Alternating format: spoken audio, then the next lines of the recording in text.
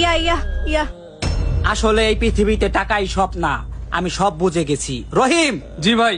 আর গ্রামবাসী, অনেক কথাই বলছি, অনেক কথাই শুনছি, আসুন আমরা এই মুদ্রার লাশ স্থাপন করি। দাঁড়ান চেয়ারম্যান সাহেব, আপনার সাথে আমার একটা কথা আছে। এই যে আমেরিকান যে ছেলেটা আসছে, এই ছেলেটার জন্য আমাদের সমাজের আরো 5টা ছেলে হবে। তো আমরা চাই এই ছেলেটাকে আবার আমেরিকা পাঠাই দেওয়া হোক, না হলে আমরা এদের জন্য ভালো কোনো শিক্ষা পাবো না। এটাই আপনার কাছে দাবি। হ্যাঁ বাপ্পি মোল্লা, তোমার কথাই ঠিক আছে।